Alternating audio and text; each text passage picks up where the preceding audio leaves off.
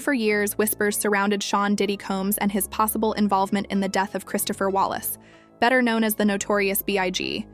Now it appears those whispers may finally be turning into confirmation. When you look at Big Murder, do you believe he came to L.A. too soon after Tupac got killed? I don't know the temperature, but I can give my opinion. And the reason why I say I don't know the temperature because I was already in the county jail. But from what I hear from different people talking, people talk in prison, people talk on the street, people run their mouth. And if it's true, I can't say if it was too soon for him to come to LA or they came to LA because they wanted to. I was told that he wasn't ready to come to LA. I was told that Puffy pretty much made him come to LA. And that puzzles me because the rumor has it that all the different involvement of all the different rivals. The tragic murder of Biggie Smalls remains one of the most haunting mysteries in hip-hop history. On the night of March 9, 1997, Biggie was gunned down in a drive-by shooting in Los Angeles. Decades later, his killer has never been found. The music world is numb today, stunned by the violent death of gangster rapper Notorious B.I.G. The tragedy happened here outside of the Peterson Automotive Museum in Los Angeles, where the rapper, also known as Biggie Smalls, was attending a Vibe magazine party for the Soul Train Awards. Now, shortly after midnight Saturday, Notorious B.I.G. left the party and got into his car when another car rolled by and shots rang out. At least 5 bullets ripped through the door, killing B.I.G., who was sitting in the passenger seat. Dozens of heavily armed cops arrived on the scene as word of the shooting spread. The bullet holes in Biggie's vehicle are mute testimony to the gang-style drive-by shooting that took the life of the Brooklyn-born rapper, whose real name is Christopher Wallace. Smalls was rushed in his bullet-riddled vehicle to Cedars-Sinai Medical Center, where he was pronounced dead on arrival. Dozens of fans, many overcome with grief, held a vigil at the hospital. They've got a number of individuals that they're speaking to right now, and we're hopeful that we can resolve this matter relatively soon. These are pictures of the 24-year-old Biggie at the Vibe party just hours before he was killed. Eerie images of a man who had no idea of the violent fade away. In the years that followed, speculation grew. Some questioned whether Biggie's own mentor Diddy had played a role in his death. Conspiracies spiraled, blaming everything from record label, rivalries to corrupt law enforcement and shadowy industry agendas.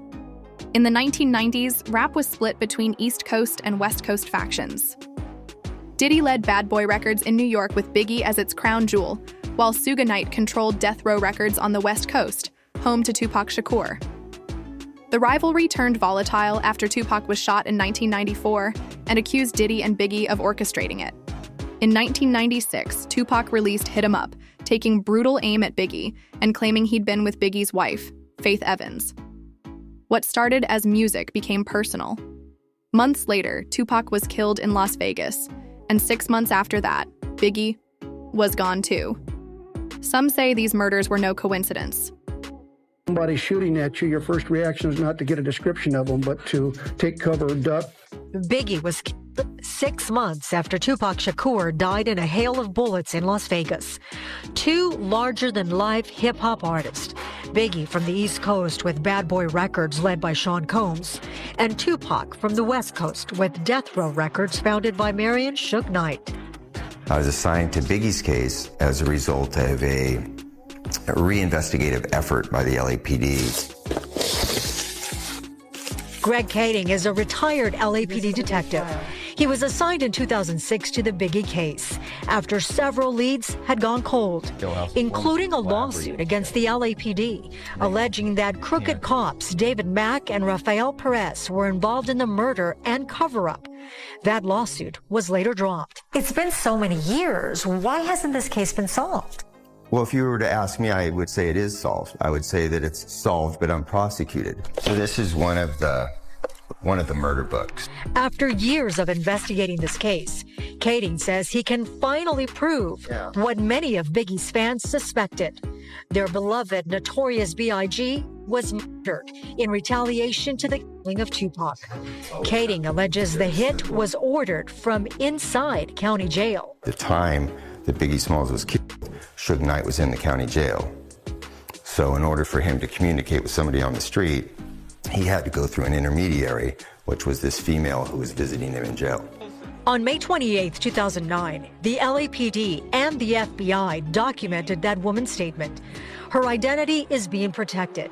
Kading says the woman worked out an agreement that nothing would be used against her. But while she's telling us, she's got tears in her eyes, she's clearly frightened. Kading says the woman would visit Knight pretending to be a legal assistant. That allows her to go in, sit down with Suge, and have unmonitored visits. Deputies can't overlisten on the phone. They can't stand there and overhear the conversation. So that's how it was set up, so that she could have confidential conversations.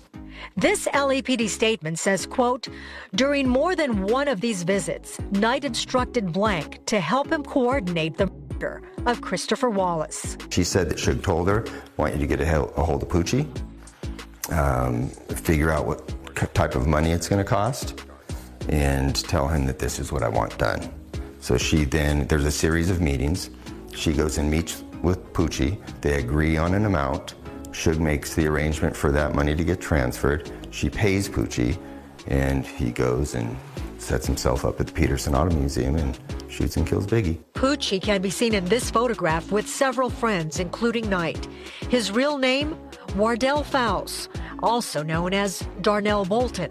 So we knew that he was somebody who was dangerous, somebody capable of doing these things, but we didn't know it was him until the other co-conspirator confesses. And by that time, it was too late. Fowles had been dead for years. I know I made the call and had a conversation. If you're doing security, if you retire police, or if you still a cop, you're gonna have your firearm on you. And if you didn't even have a principal of what you were doing security for, you're gonna have your firearm on you to protect yourself first. Now, if you doing security for Tupac, the best artist in the business ever, the most controversial, the most loudest, the more aggressive, and you're not gonna have your gun on you. I say that, and I look at that, and I say, wow. Then I look at the situation. Like I said, I was in jail, but the situation, how they say it went down with Biggie, I feel bad for Puffy. He in that motherfucker cell, cold, hungry as a motherfucker, bored, probably nervous. But at the same time, unless he was totally against Biggie, I feel his pain.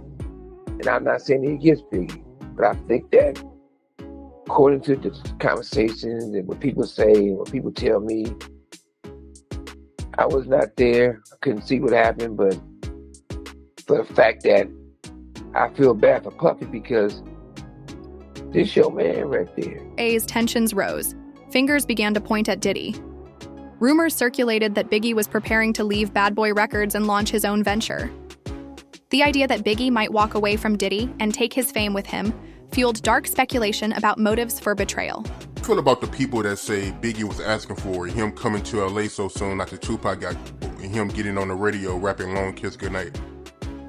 Man, you would get 100 people in the room, and out of the 100 people, probably 3 would say it was all right for Big to be in LA. 97% of those people would say he had no business in LA at that time. We all knew that. Why would Puff rent studio time? Come on, man, look. You gotta look at what people do, man. You know Pac just got killed. It ain't no kind of business Big was doing. Big couldn't even walk. He couldn't run. They was pushing him around in a wheelchair, brother. Why the hell would you rent studio time in LA for him to finish your album when in fact you got your own studio, Daddy's house? Let's keep it a buck. Let's stop this bullshit, man. Let's stop doing these interviews, man, about this shit. Because people ain't getting it. He did not want the beef with the Crips. Puff ain't want the beef with the Dog Pound, Snoop them or whatever. Big started that beef. You understand what I'm saying? In 2024, those suspicions reignited when Uncle Ron Smith, Diddy's former bodyguard, posted a viral TikTok video. In it, he directly accused both Diddy and Jay-Z of being complicit in Biggie's murder. According to Smith, Biggie's growing independence posed a threat, and both men allegedly wanted him out of the picture. Jay-Z and Puffy wanted Biggie killed. Bottom line. You don't have to believe me, believe the facts. Here's a man that wanted to leave Bad Boy. He wanted to do his own thing. He mentioned several times how he was tired of being used and abused, that he was bigger than Bad Boy itself. Somebody, and we ain't gonna call no more names, dangled a bogus contract in front of his face so he wouldn't leave the company. How I know I was there. Another thing, Jay-Z wanted him out of the industry, period, so he could take over and be the biggest hip-hop artist around. And I wonder who's the biggest hip-hop artist today. It's all business, folks. And unfortunately, you as a fan, most of you won't understand. But it was all about the business. And the two billionaires have done what they seeded to do. I was offered $30,000 to perform a hit on Biggie Smalls. March 1st of 1997, I was approached by Diddy to perform a hit on one of his artists. Finding out that he wanted all the rights to all his catalogs.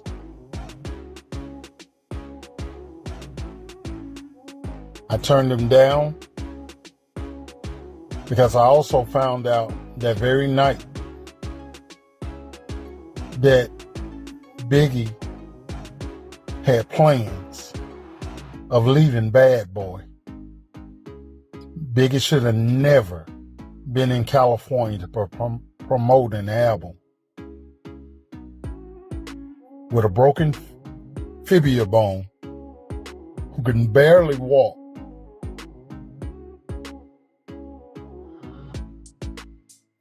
to go to another studio when Diddy has his own studio in New York. The video shocked fans across the internet. Then, just one day later, Ron Smith was found dead. The timing only added fuel to the conspiracy fire. Diddy is pure evil. He has a very nasty disposition. He treats everybody like crap. Every single employee he's ever had, he and his mother have looked down on them, belittled them, talked to them like they were the lowest scum on the earth, so he could always have his way. Ahmad, Muhammad, and Suge Knight, or Amir, they took the blame for something that was already getting ready to be in motion. It just happened at an earlier time, because on the 9th, Biggie was taken out. And I'm so glad to this day that I refuse to do that. So under investigations and working and cooperating with FBI, my story is being told. There's so much more that we're going to talk about with Diddy. To this day, no hard evidence has publicly linked Diddy to Biggie's murder. A 2007 LAPD internal review found no proof of police involvement either. While Ron Smith's claims went viral, legal experts dismissed the video, citing the lack of corroboration. The case remains unsolved. No arrests, no charges, and countless unanswered questions. But Diddy's current legal troubles are pulling skeletons out of closets, especially as former insiders continue to step forward. Well, it's the third day of testimony by Mia. That's the pseudonym she's going by. She is the second of 3 women during this expected to be at least 6-week to 2-month trial in which Sean Combs is accused of sexually abusing several women. She is one of 3 women who are going to be testifying during the trial. And she has said that during her employment for him as a personal assistant from 2008 until 2007, or actually 2009 until 2017, that he first molested her and tried to forcibly kiss her at his 40th birthday party shortly after she got hired, and then months later her in a guest room at his home in Los Angeles. And she's been under cross-examination now for 2 days. And while a lot of the lawyers for Sean Combs have been very friendly with some of the witnesses who reluctantly testified for the government, the lawyer, Brian Steele, has been very aggressive in cross-examining Mia, and even suggested today that she was making up her allegations, which she insisted was not true, that she's only testified truthfully over the last 3 days. But he again and again confronted her with text messages she had sent to Sean Combs after she was no longer working for him between 2018 and 2023, in which she expressed how much she loved Sean Combs and appreciated how much she'd learned from him, and how her opinions about him would never change. And finally, he asked her directly, how can you say these things? You know, at one point, he even confronted her with a text message in which she said she had a nightmare in which she was in an elevator with the singer R. Kelly, who was convicted of charges and is now serving time in prison, similar charges even to this case. But she said she was in an elevator with R. Kelly in this nightmare, and Sean Combs came and rescued her. So then, his lawyer said, well, how can you make these accusations, against, Sean Combs when you're having a nightmare in which he rescues you from someone else who is a convicted abuser of women? And she said it's because she was brainwashed, and that she didn't come out of this until the last year or two. And she said it took therapy and lots of confronting what went on. Among them is Eddie Garcia, a former hotel security officer who now plays a pivotal role in Diddy's legal unraveling. On March 5th, 2016, Garcia was working at a Los Angeles hotel when surveillance footage captured a violent incident between Diddy and his then-girlfriend, Cassie Ventura. Garcia is now testifying under an immunity deal in Diddy's federal case, offering testimony so damning it could put Diddy behind bars. At the next trial of Sean Diddy Combs, the surveillance video showing the alleged attack on Cassie Ventura in a Los Angeles hotel, well, that video, it's taking center stage today. Jurors got a chance to hear from the hotel's former security supervisor earlier on today, and he testified about the $100,000 payoff that Combs made to purchase that incriminating video. Now, Combs does not deny that a transaction happened, but his attorneys say that he made the payment to avoid any negative press.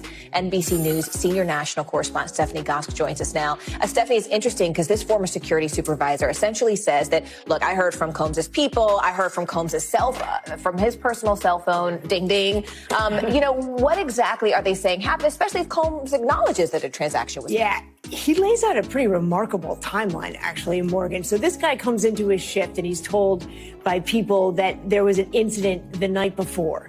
And then he gets a phone call from Combs's assistant.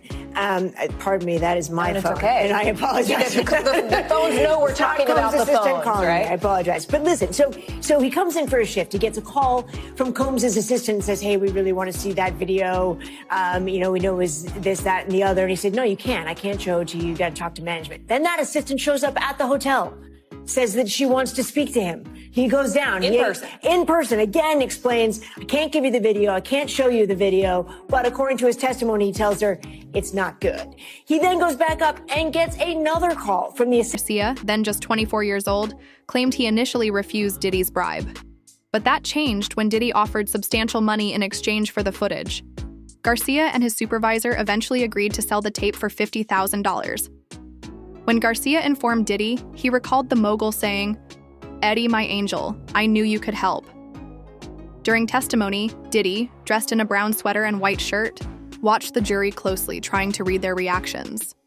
But the room remained silent.